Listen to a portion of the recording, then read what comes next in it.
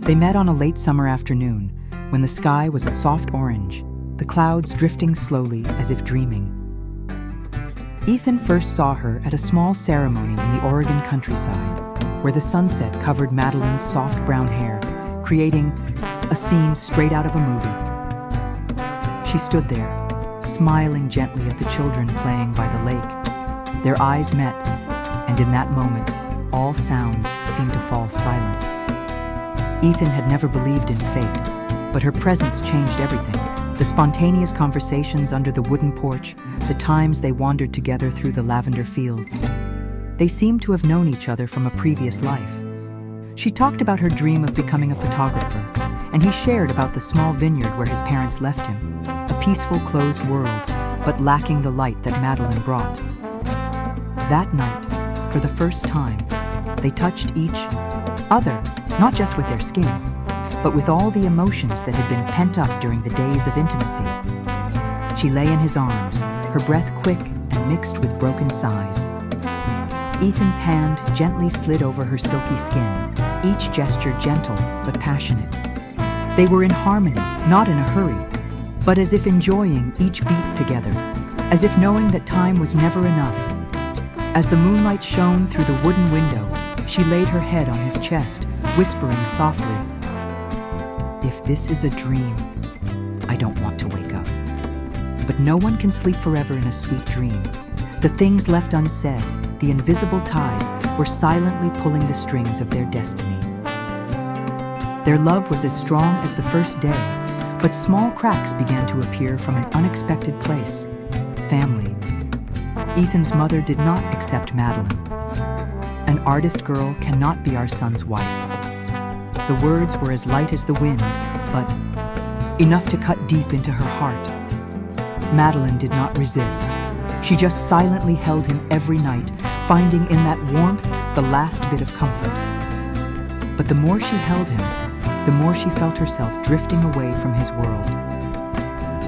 That night, they returned to the wooden cabin where their love had begun. But this time, they loved each other as if it were the last time. Ethan lifted her onto the wooden table, kissing her neck, chest, and soft belly. Madeline moaned softly, her hands gripping his hair. She sat on his lap, pushing her hips down, each hot thrust burning both of their hearts. "Don't stop. I want to remember you like this," she whispered, tears welling up in her eyes as pleasure and sadness merged. He held her tightly, bringing her to the peak of emotions in a choked moan. They hugged tightly, breathing heavily, as if clinging to the last seconds of love. But after all, there was silence, cold, bitter. She lay still in his arms, her bare back imprinted with loving handprints, also traces of a broken love. Ethan looked at her, saying nothing, that gaze, full of love, but helpless. The next morning, she left. No tears, no goodbyes. Just a piece of paper on the pillow. "I love you, but your world doesn't have space for me." Ethan stood still. The paper trembled. In his hand, his heart broke with each line. The years passed like a slow-motion film, weary and numb. Ethan returned to his normal life, a successful, well-groomed man, but his eyes always looked tired, as if his soul was still stuck in an old winter where Madeline had left. He did not mention her, did not search for her, but every night, when darkness fell over the city, memories returned. He remembered the way she looked at him over her shoulder, her inviting smile and wet eyes. He remembered each hot breath when she sat on his lap, her lips gently biting his shoulder every time her emotions surged. He remembered the nights they made love until they forgot the time, madly, passionately, then quietly held each other until morning. He often woke up in the middle of the night, his hands still habitually searching for that soft body beside him, but all was just a cold emptiness. As for Madeline, living in a strange city, she threw herself into painting, into red wine, into sad jazz music. But she never forgot. Just the scent of old perfume, the dim yellow light, or the sound of falling. Rain was enough to make her heart ache. Every night she dreamed of him. She dreamed of lying under that strong body, dreamed of wet kisses, hands tightening around her waist, broken moans, the weakness every time he whispered her name in his heavy breath. She woke up in tears, and that hunger, both physical and spiritual, never subsided. Both of them were still alive, but like lost souls. They did not know that fate was still quietly writing the final chapter for a love that would never end. It had been almost 5 years. Ethan had thought that time could make his heart stop aching. But in reality, his longing for Madeline only quietly deepened in every moment of his life. Once he attended an art exhibition in a neighboring city. Among hundreds of paintings, a portrait stunned him. A woman sat sideways, her eyes distant, her lips slightly pursed, as if she was holding an unspoken story in her heart. The painting style, soft, sharp brush strokes, was so similar to her. The pen name in the bottom corner of the painting was M.M. His heart was pounding.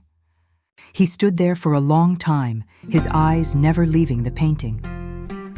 Memories of her flooded back, the image of Madeline in his loose white shirt, sitting and drawing in the sunny morning, her messy hair falling lightly over her bare shoulders, her body still smelling of him after a passionate night. That night, he returned to the hotel, lying on a strange bed, but his mind was lost in dreams. He imagined her pushing the door open, her eyes sparkling as before, removing each layer of clothing as she approached. He felt the desire return, stronger than ever. The long-lasting emptiness had turned into a burning hunger. He needed her body and soul.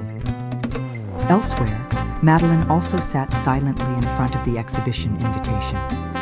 She had seen his name on the guest list, but she was not brave enough to face it. She just sat there, imagining.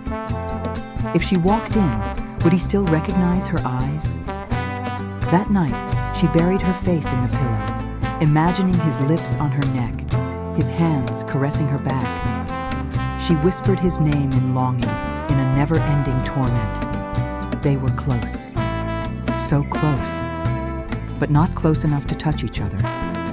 Fate, like a cruel artist, was trying to concentrate all emotions on one last moment, where they would burn again, or lose each other forever. That afternoon, it was raining lightly. Ethan walked into the old cafe, which used to be their familiar little corner. He just wanted to take shelter from the rain, but his heart pounded when his eyes caught a familiar figure. She sat there, Madeline, the same eyes, but more tired, more sad. Her hands trembled when she saw him. The whole world seemed to stop in that moment. No one said anything, but their tears spoke for themselves. "Ethan," she whispered, her voice choked. He walked over, not asking, not blaming, just holding her tightly. She broke into his chest, the sobs hidden for years pouring out like a broken dam. They just stood there, in the rain, holding each other as if they had never let go. That night, they returned to their old apartment. Every step into the house, every photo, every old scent made their hearts ache. Ethan pulled her closer. "I can't live another day without touching you." They kissed, hurriedly, wildly, longingly. She shivered as he stripped off her clothes, their hot skin clinging to each other. He stroked her back with trembling fingers, kissing every trace of time, every ache in her heart. She whispered in ragged breaths, "Please, don't let me wake up and everything disappear." He laid her on the bed, the way they had loved each other that day. But this time, it wasn't to possess, it was to heal. The kisses were soft as the wind, the shivers intertwined with the gasps, the warmth penetrating every lonely void. They melted together as if they had never been apart. No more flesh, just longing souls and tears of happiness falling on the white pillow. After their lovemaking, they lay side by side, hand in hand. Madeline whispered, "If fate let me choose again, I would still choose you, even if it hurts, even if it's wrong, but it's true love." Ethan looked at her, his eyes red. "I don't need anything else, but you." Outside, the rain was still falling, but in that room, two hearts had found each other, intact, forever.